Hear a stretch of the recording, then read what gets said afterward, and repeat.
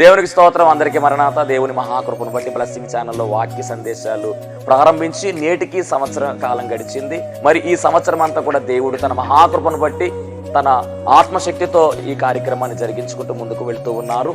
చాలా సంతోషము. దీనికి సహకరించినటువంటి బ్లెస్సింగ్ ఛానల్ యాజమాన్యం వారికి, అలాగే వీక్షకులకు, అలాగే విశ్వాసులైనటువంటి మీ అందరికీ, అలాగే మా కొరకు ప్రార్థన చేస్తున్నటువంటి మీ అందరికీ కూడా ప్రత్యేకమైనటువంటి వందనాలు తెలియజేస్తున్నాను. మరి రాబోయే రోజుల్లో కూడా అద్భుతమైనటువంటి పరిచర్య జరగడానికి మీ అనుదిన ప్రార్థనలో మా కొరకు జ్ఞాపకం చేసుకుని ప్రార్థించండి. అలాగే మీ కొరకు కూడా మా అనుదిన ప్రార్థనలు మేము ప్రార్థన చేస్తూ ఉంటాము. ఒకవేళ మీకు ఈ కార్యక్రమం ఆశీర్వాదకరంగా ఉండి ప్రేరేపణ కలిగినట్లయితే కనుక మీ ప్రోత్సాహాన్ని అందించండి. ఈ కార్యక్రమాన్ని దయచేసి ముందుకు వెళ్ళడానికి సహకరించవలసిందిగా దేవుని పేరట తెలియజేస్తూ ఉన్నాను. దేవుడు మిమ్మల్ని బహుగా. దేవునికి స్తోత్రం.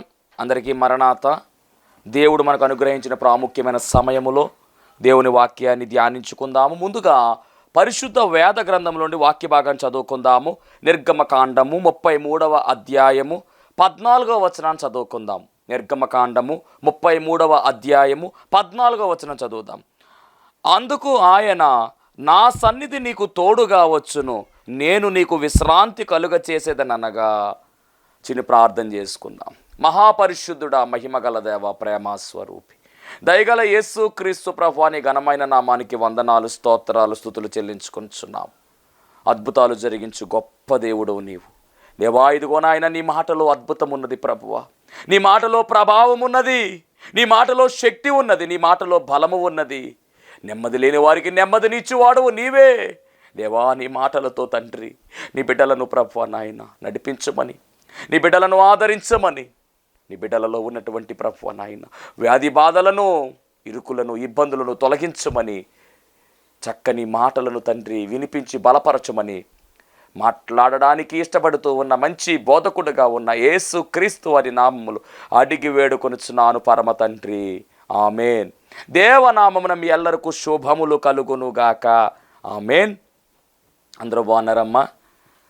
దేవుని మహాకృపను బట్టి మరి ఒక పర్యాయము దేవుని వాక్యాన్ని అందించేటటువంటి సమయాన్ని దేవుడు దానముగా ఇచ్చాడు. ఇందుని బట్టి దేవదేవునికి మహిమ కలుగునుగాక, ఆమెన్.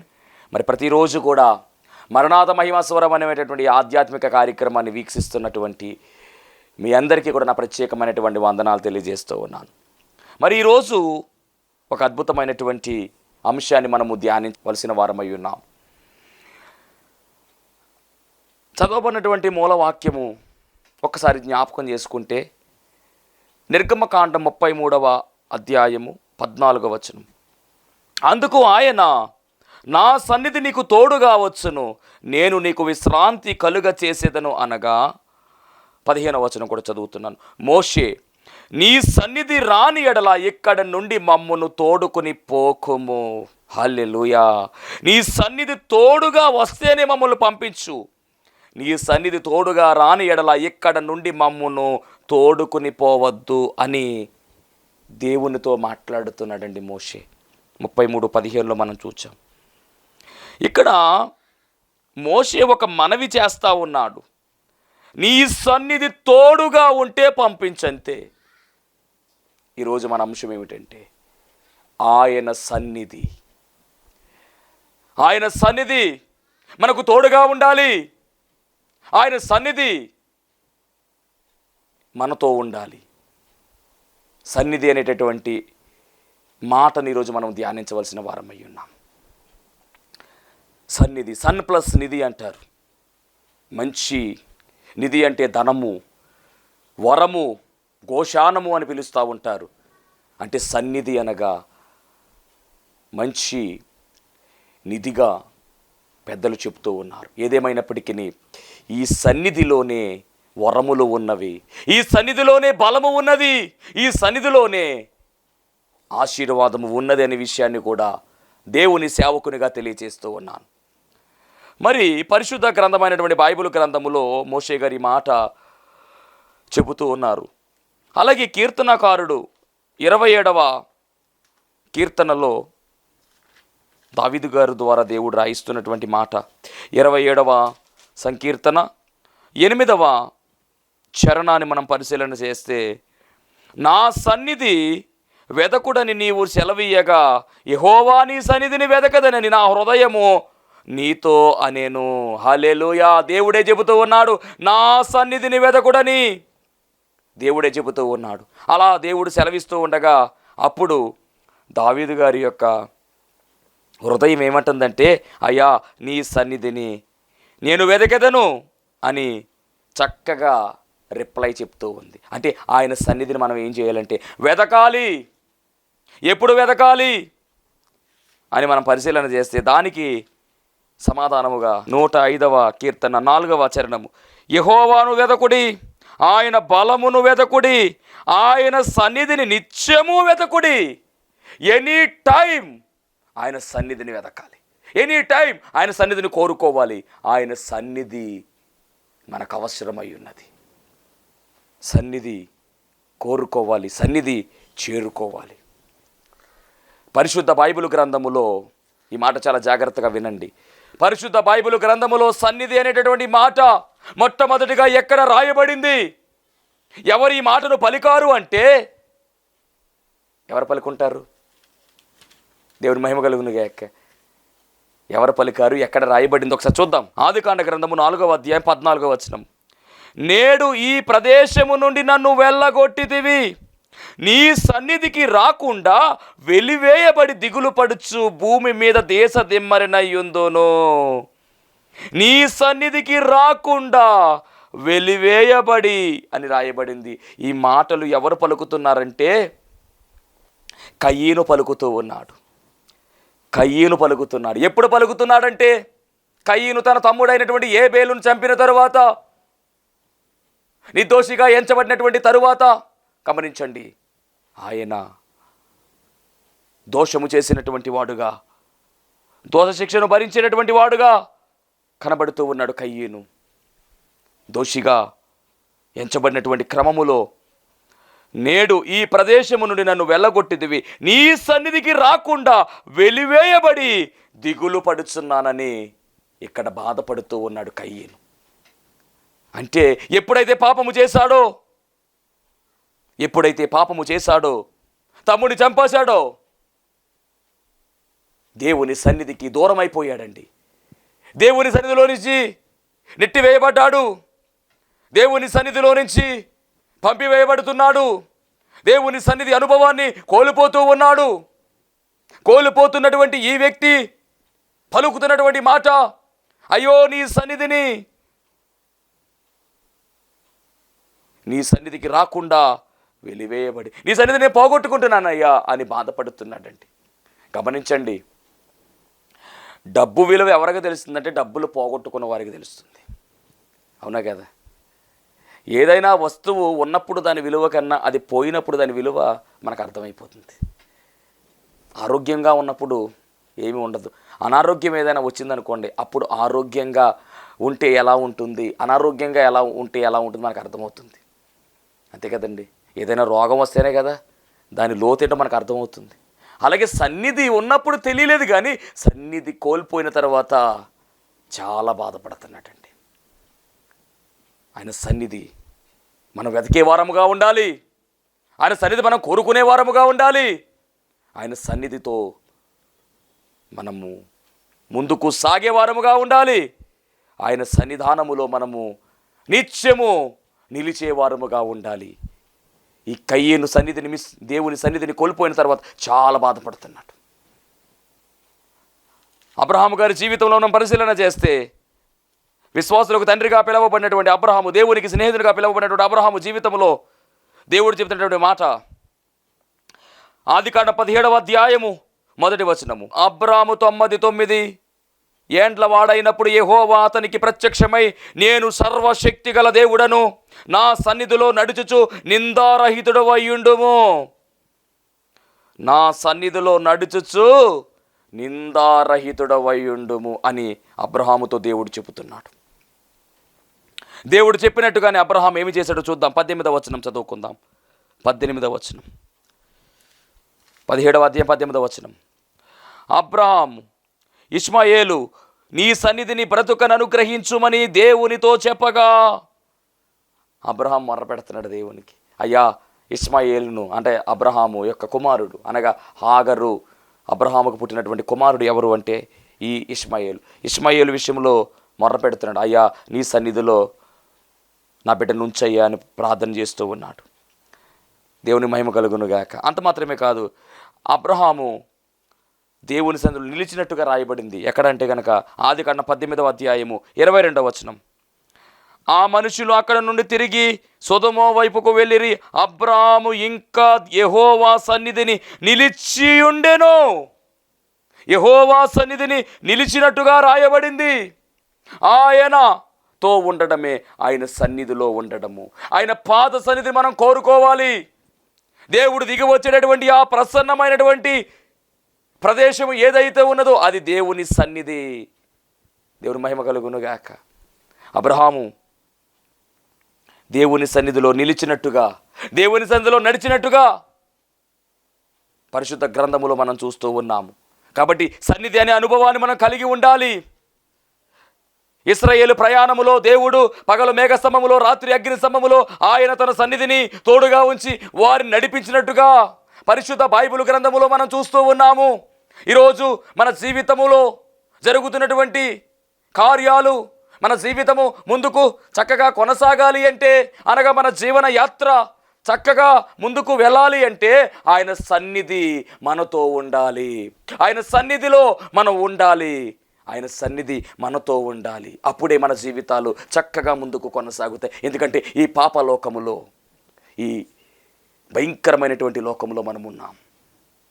ఎటు చూసినా పాపమే, ఎటు చూసినా సాతాను యొక్క ప్రయోగములే, ఎటు చూసినా భక్తిని కోల్పోయేలా చేసేటటువంటి సాతాను క్రియలే మన చుట్టూ ఉన్నాయి. ఏదో రకంగా పాపము చేయించాలని వాడి ప్రయత్నము, ఏదో రకంగా భక్తిలో నుంచి భక్తిహీనులుగా చేయాలనేటువంటి ప్రయత్నము వాడిది.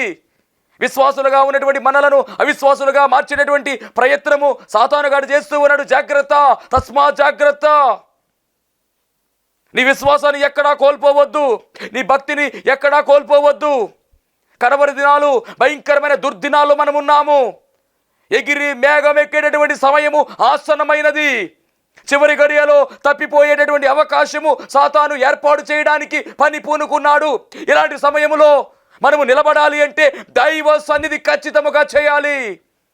దైవ సన్నిధిలో మనం ఉండాలి. దైవ సన్నిధి మనతో ఉండాలి. అప్పుడే సాతాను ఎన్ని ప్రయోగాలు చేసినా, ఎన్ని పన్నాగాలు పనినా ఏమీ చేయలేడు.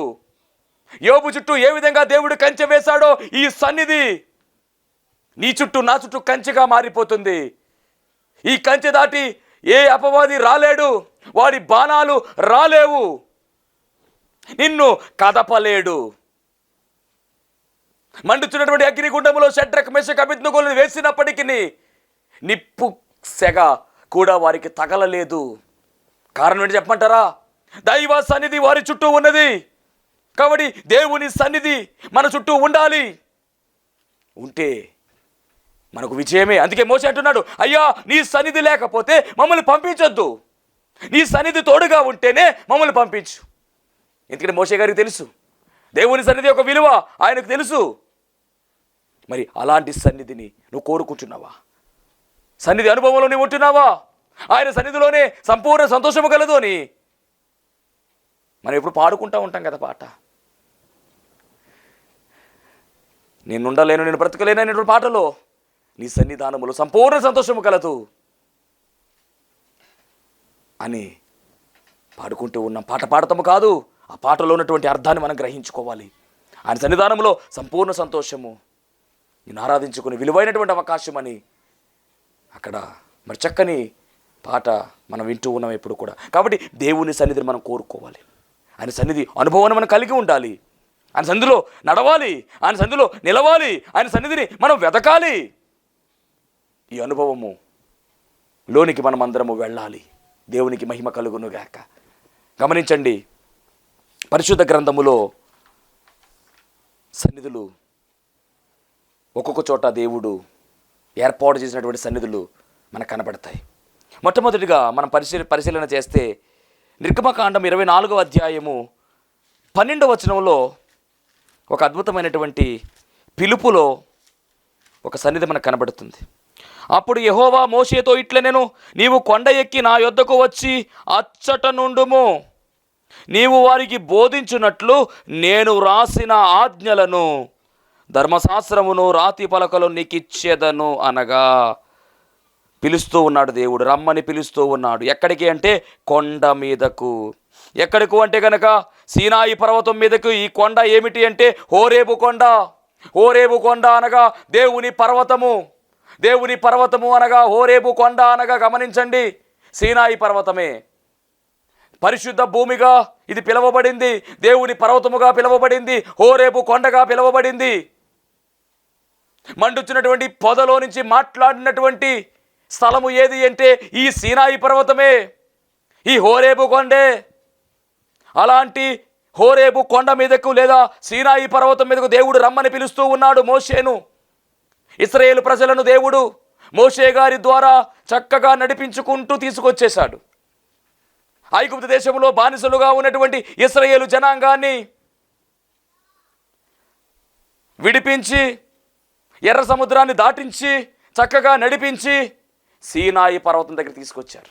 అక్కడికి వచ్చిన తర్వాత మోషే గారితో దేవుడు అంటున్నాడు కదా, నీవు కొండ ఎక్కి నా యొద్దకు వచ్చి అచ్చట నుండుము. కొండ ఎక్కి నా దగ్గరికి రా, అక్కడ ఉండు. వస్తే ఏం చేస్తానంటే నీవు వారికి బోధించినట్లు నేను రాసిన ఆజ్ఞలను ధర్మశాస్త్రమును రాతి పలకలను నీకు ఇచ్చేదను. ధర్మశాస్త్రం ఇస్తానయ్యా మోషే, నువ్వు అర్జెంటుగా కొండ మీదకి రా, సీనాయి పర్వతం మీదకి రా అర్జెంటుగా అని చెప్పేసి దేవుడు చెబుతూ ఉన్నాడు. అలా చెబితే మరి మోషే గారు ఏం చేశారు చూద్దాం. అప్పుడు మోషే ఆ మేఘములో ప్రవేశించి కొండ మీదికి ఎక్కెను. మోషే ఆ కొండ మీద రేయింబగలు 40 దినములు ఉండెను. 40 దినములు కొండ మీద ఉన్నాడు. ఈ కొండ మీద ఏమి జరుగుతుంది అంటే దేవుని యొక్క ప్రసన్నత దిగి వచ్చింది కొండ మీదకు. ఇదంతా కూడా మనకి 15వ వచనంలో మనం చూస్తే మనకు కనబడుతూ ఉంది. మోషే కొండ మీదకి ఎక్కినప్పుడు ఆ మేఘము కొండను కమ్మెను. యెహోవా మహిమ సీనాయి కొండ మీద నిలిచెను. ఈ మహిమ ఏమిటి అంటే దేవుని సన్నిధి, ద ప్రెజెన్స్ ఆఫ్ గాడ్ అనగా దేవుని యొక్క సన్నిధి, దేవుని యొక్క మహిమ సీనాయి పర్వతం మీదకి దిగి వచ్చింది. యెహోవా మహిమ సీనాయి కొండ మీదకి నిలిచెను. మేఘము 6 దినములు దాన్ని కమ్ముకొనెను. 7వ దినమున ఆయన మేఘములో నుండి మోషేను పిలిచినప్పుడు యెహోవా మహిమ ఆ కొండ శిఖరము మీద దహించు అగ్ని వలె ఇశ్రాయేలీయుల కన్నులకు కనబడెను. అలాంటి ఆ మహిమలో, ఆ సన్నిధిలో, ఆ అగ్నిలో, ఆ మేఘములో మోషే ప్రవేశించి కొండ మీదికి ఎక్కెను. మోషే ఆ కొండ మీద రేయింబగలు 40 దినములు ఉన్నాడు. ఈ సన్నిధి అనే అనుభవములో, ఈ దహించు అగ్ని అనే అనుభవములో, ఈ మేఘములో, ఈ మహిమలో 40 దినాలు రాత్రింపగళ్ళు ఉపవాసముతో ఉన్నాడండి. ఎవరు అంటే మోషే. అన్నపానములు లేవు. దేవుని ముఖాన్ని చూస్తూ, ఆయన చెబుతున్నటువంటి మాటలు వింటూ, ఆయన రాస్తున్నటువంటి మాటలు గ్రహిస్తూ, మనసులో ముద్ర చేసుకుంటూ ధర్మశాస్త్రాన్ని పట్టుకొచ్చాడండి మోషే. తోరా అంటారు ధర్మశాస్త్రాన్ని, అనగా ఆది కాండము, నిర్గమాకాండము, లేవియాకాండము, సంఖ్యాకాండము, ద్వితీయోపదేశ కాండము, ఈ 5 కాండాలను కలిపి తోరా అంటారు. యూదులైనటువంటి వారికి, ఇశ్రాయేలు ప్రజలకు ఇది చాలా ప్రాముఖ్యమైనది. ధర్మశాస్త్రము చాలా విలువైనదిగా వారు చూసుకుంటారు. ఇలా విలువైనటువంటి ధర్మశాస్త్రాన్ని దేవుడు మోషే గారి ద్వారా అప్పగించాడు. మోషే గారు వింటూ ఉంటే దేవుడు రాస్తూ ఉన్నారు. రాస్తున్నటువంటి ప్రతి మాట కూడా మోషే వింటూ ఉన్నాడు. తన హృదయములో ముద్ర వేసుకుంటూ ఉన్నాడు. ధర్మశాస్త్రము గురించి, ఆజ్ఞల గురించి, కట్టడల గురించి, విధుల గురించి అన్నీ కూడా ఆ మహిమలో అనగా ఆ సన్నిధిలో అనగా దేవుని యొక్క దహించు అగ్నిలో మోషే ఉన్నాడు, వింటూ ఉన్నాడు. మోషేకి ఏమవట్లా, మహిమలో ఉన్నాడు మోషే. ఎంత గొప్పదనితో చూడండి. దేవుని యొక్క చట్టము, దేవుని యొక్క న్యాయము, దేవుని యొక్క విధి విధానాలు అన్నీ కూడా బయలుపరిచింది ఎక్కడ అంటే దేవుని సన్నిధిలో. ఇప్పుడు సన్నిధి అనగానే మీకు అర్థమవుతూ ఉంది దేవుని మహిమ. సన్నిధి అనగా అగ్ని.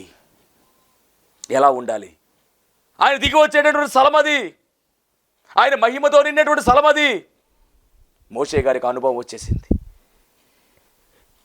24వ అధ్యాయం 18వ వచనములో ఆ కొండ మీద రాత్రి పగలు ఉంటే దేవుడండి ఆ రోజు ఆ 40 రోజులు కూడా అద్భుతముగా దేవుడు మోషేతో మాట్లాడుతూ ప్రత్యక్ష గుడారం గురించి నిర్మాణము ప్రత్యక్ష గుడారం ఎలా చేయాలి, పరిశుద్ధ స్థలాన్ని ఎలా నిర్మించాలి, మందిరం ఎలా కట్టాలి, గుడారం ఎలా వేయాలి, దాని కొలతలు ఏమిటి, ఎన్ని భాగాలుగా దాన్ని చేయాలి, ఏ వస్తువులు వాడాలి, ఏ వస్తువు కొలత ఎలా ఉండాలి, గుడారములో వాడవలసినటువంటి ఉపకరణాలు, ఇవన్నీ కూడా చాలా డీటెయిల్గా మాట్లాడాడండి దేవుడు.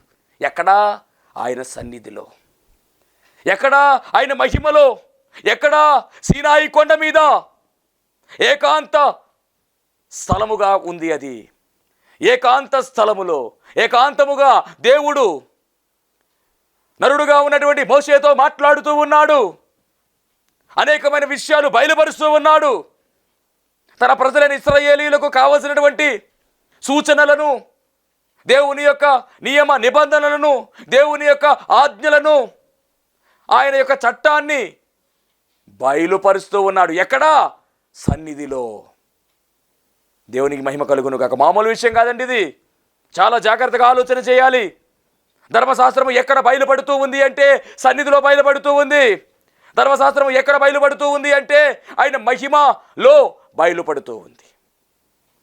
ఆ విధముగా ఆ రోజు అనగా ఒకరోజు కాదు, 40 రాత్రింపగళ్ళు మరి మోషేకు దేవుడు ఎన్నో విషయాలు బయలుపరిచి ప్రత్యక్ష గుడారం గురించి, యాజక నిర్మాణము గురించి, యాజక వస్త్ర నిర్మాణము గురించి, అభిషేకం గురించి ఇవన్నీ మాట్లాడేశాడు దేవుడు.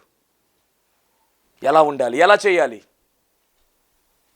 అన్నీ కూడా దేవుడు ప్రతీదీ కూడా బయలుపరిచాడండి.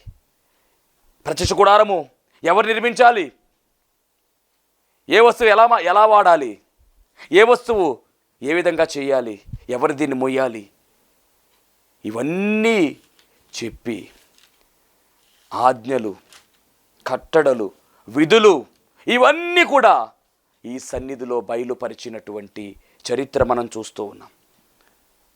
అంత మాత్రమే కాదండి, ఈ సన్నిధిని ఏమన్నారు అంటే పర్వత సన్నిధి అన్నారు. ఈ సన్నిధికి పెట్టినటువంటి పేరు ఏమిటి అంటే పర్వత సన్నిధి.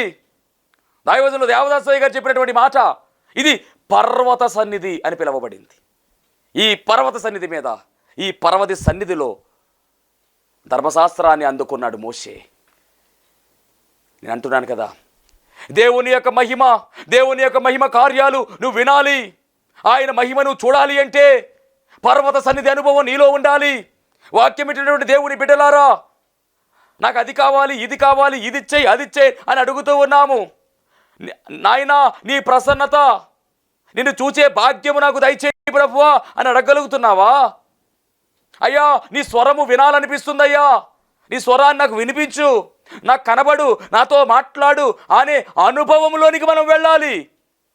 వధువు సంఘము ఎలా ఉండాలి అంటే వరుడైన యేసు క్రీస్తు ప్రభువు వారిని చూడాలి, వరుడైన యేసు క్రీస్తు ప్రభువు వారితో మాట్లాడాలి, వరుడైన యేసు క్రీస్తు ప్రభువు వారితో ముచ్చటించాలి. ఆ అంతస్తు ఈ పర్వత సన్నిధికి ఉంది. ఈరోజు పర్వత సన్నిధి అనే అనుభవంలో నువ్వు ఉన్నావా? మోషే మనలాంటి మనిషే, మోషే మనలాంటి మానవుడే, కానీ దేవుడు బలముగా వాడుకున్నాడు, బలమైన పాత్రగా నిలబెట్టుకున్నాడు. ఫైనల్గా మోషే గురించి దేవుడు అంటున్నాడు కదా, పరమ సాత్వికుడు మోషే, మిక్కిలి సాత్వికుడు మోషే, నా ఇల్లంతటిలో నమ్మకమైన వాడని సంఖ్యాకాండంలో చక్కగా సాక్ష్యం ఇచ్చాడు. అలాంటి మోషే పర్వత సన్నిధి అనుభవాన్ని కలిగిన వాడు కనుకనే ధర్మశాస్త్రము మోషే ద్వారా బయటకు వచ్చిందని వాక్యంలో రాశారు. మోషే ధర్మశాస్త్రం అని పేరు. అంటే పర్వత సన్నిధి అనుభవము మన దగ్గర ఉండాలి. అంత మాత్రమే కాదు, నిర్గమకాండం 34వ అధ్యాయము 29వ వచనం, మోషే సీనాయి కొండ దిగుచుండగా శాసనములు గల ఆ 2 పలకలు మోషే చేతిలో ఉండెను. అతడు ఆ కొండ దిగుచుండగా ఆయన అతనితో మాట్లాడుచున్నప్పుడు తన ముఖ చర్మము ప్రకాశించిన సంగతి మోషేకు తెలిసి ఉండలేదు. అంటే ఈ పర్వత సన్నిధిలో ఏం జరిగింది అంటే 40 రాత్రింపగళ్ళు దేవుని సముఖంలో ఉండి ఆయన ధర్మశాస్త్రాన్ని వింటూ ధర్మశాస్త్రాన్ని రాసుకుంటూ ఉన్నాడు. ఆ సమయంలో అతని ముఖము మారిపోయింది. ముఖము కాంతితో నింపబడింది, దైవ కళతో నింపబడింది. ఆ మహిమ ముఖాన్ని కమ్ముకుంది. ఆ తేజస్సు కలిగినటువంటి ముఖముతో దిగి వస్తూ ఉంటే వాళ్ళందరూ చూచారండి. అహరోనును ఇశ్రాయేలీలందరూ మోషేను చూచినప్పుడు అతని ముఖ చర్మము ప్రకాశించెను గనుక వారు అతని సమీపింప వెరచిరి. మోషే వారిని పిలిచినప్పుడు అహరోనును సమాజ ప్రధానులందరూ అతని యొద్దకు తిరిగి వచ్చి మోషే వారితో మాట్లాడెను. అటు తర్వాత ఇశ్రాయేలీయులందరూ సమీపింపగా సీనాయి కొండ మీద యెహోవా తనతో చెప్పినది యావత్తును అతడు వారికి ఆజ్ఞాపించెను. మోషే వారితో ఆ మాటలు చెప్పుట చాలించిన తరువాత తన ముఖము మీద ముసుగు వేసుకొనెను. ఎంత అద్భుతము చూడండి. ఆయనను మోషే యెహోవాతో మాటలాడుటకు ఆయన సన్నిధిని ప్రవేశించినది మొదలుకొని అతడు వెలుపటికి వచ్చు వరకు ఆ ముసుగు తీసివేసెను. అంటే దేవుడు ఎక్కడ మాట్లాడుతున్నాడు చూసారు, ఇక్కడ గమనించారా? ఆయన సన్నిధిని ప్రవేశించినది. ఒకసారి మరలా చదువుతున్నాను. 34వ అధ్యాయం 34వ వచనం నిర్గమకాండం. ఆయనను మోషే యెహోవాతో మాట్లాడుటకు ఆయన సన్నిధిని ప్రవేశించినది మొదలుకొని అతడు వెలుపలికి వచ్చే వరకు ఆ ముసుగు తీసివేసెను. అంటే దేవునితో మాట్లాడిన అనుభవం ఎక్కడ అంటే సన్నిధి. ఈరోజు పర్వత సన్నిధి అనే అనుభవంలో నీ ఉండి ఆయనను కలుసుకొని ఆయనతో మాట్లాడగలుగుతున్నావా? ఎందుకంటే ఆయన మాట్లాడే దేవుడండి. ఆయన మౌనముగా ఉండేవాడు కాదు, ఆయన మాట్లాడే దేవుడై ఉన్నాడు. నువ్వు చేసే ప్రార్థనకు జవాబిచ్చే దేవుడై ఉన్నాడు. నిన్ను పలకరించే దేవుడై ఉన్నాడు. నువ్వు బాధలో ఉంటే నిన్ను ఓదార్చేవాడై ఉన్నాడు. నువ్వు కృంగిపోతూ ఉంటే నిన్ను లేవనెత్తేవాడై ఉన్నాడు. ఎవరు లేక ఒంటరిగా నీవు బాధపడుతూ ఉంటే నేను ఉన్నాను అని ధైర్యం ఇచ్చేవాడై ఉన్నాడు. కష్టకాలంలో, ఇబ్బందులలో, వ్యాధి బాధల్లో నీవు ఉంటే నీ దగ్గరకు వచ్చి నీ కష్టమును తొలగించి నీ బాధను తీసివేసి నీ వ్యాధిని స్వస్థపరిచేవాడై ఉన్నాడు ఆయన. అందరూ విడిచిపెట్టి వెళ్ళిపోయారేమో, బంధువులందరూ కూడా నిన్ను విడిచిపెట్టి వెళ్ళిపోయి ఉండొచ్చేమో, కానీ నిన్ను విడవడు, నిన్ను ఎడబాయడు. అలాంటి గొప్ప దేవుడు ఆయన. మరి అలాంటి ఆయనను మనము చూచే అనుభవం, మాట్లాడే అనుభవం కలిగి ఉండాలంటే సన్నిధి అనుభవంలోకి మనం వెళ్ళాలి. ఈ స్తోత్రం. అందరికీ వందనమరణ తెలియజేస్తున్నాను. మరణాత మహిమస్వరం అనే ఆధ్యాత్మిక కార్యక్రమాన్ని వీక్షిస్తున్న మీ అందరికీ కూడా మరొక పర్యాయము ప్రభు పేర వందనమరణ తెలియజేస్తూ ఉన్నాను. మరి ఈ కార్యక్రమము ఎంతో ఆశీర్వాదంగా ఉందని, ఈ కార్యక్రమం ద్వారా ఎన్నో మేలు పొందుకున్నామని మరి మీరు అందరూ కూడా ఫోన్ కాల్ చేస్తూ ఉన్నారు. చాలా సంతోషము. ఎన్నో అద్భుత ఆశ్చర్యకార్యాలు దేవాదేవుడు ఈ కార్యక్రమం ద్వారా జరిగిస్తూ ఉన్నారు. దేవుని నామమునికి మహిమ కలుగునుగాక. మరి మీరు చూస్తున్నటువంటి ఈ యొక్క షెడ్ గురించి గతంలో మీకు చెప్పడం జరిగింది. యజమానుడు మరి దీన్ని బేరం పెట్టారని చెప్పేసి, దీన్ని తీసుకుంటే ఇక్కడ ఆరాధన జరుగుతుంది, లేకపోతే మనం బయటికి వెళ్ళాలనేటువంటి పరిస్థితిని మీకు చెప్పినందుకు చాలామంది మరి సహకరించారు. కొంతమంది మరి అమౌంట్ పంపించడం జరిగింది, అలాగే ప్రార్థన చేయడం జరిగింది. దేవుని మహాకృపను బట్టి పంపించినటువంటి కొంత అమౌంట్ మరి యజమానుడికి కట్టడం జరిగింది. ఇంకా చాలా అమౌంట్ మనము వారికి ఇవ్వాల్సి ఉంది. కనుక మరి ఈ కార్యక్రమాన్ని వీక్షిస్తున్నటువంటి మీకు ఎవరికైనా కనుక ప్రేరేపణ కలిగినట్లయితే కనుక మరి మీ వంతు సహకారాన్ని అందించండి. ఈ దేన సేవకునికి మీ యొక్క సహకారం అందించి ఈ సేవను మరి ముందుకు వెళ్ళేలాగా సహకరించవలసిందిగా ప్రభు పేరు తెలియజేస్తూ ఉన్నాను. మీకు ఎవరికైనా కనుక మరి ప్రేరేపణ కలిగినట్లయితే కనుక స్క్రీన్ మీద కనపడుతున్నటువంటి ఆ నెంబర్కి ఫోన్పే చేయండి, లేదా ఫోన్ చేసినట్లయితే కనుక నేనే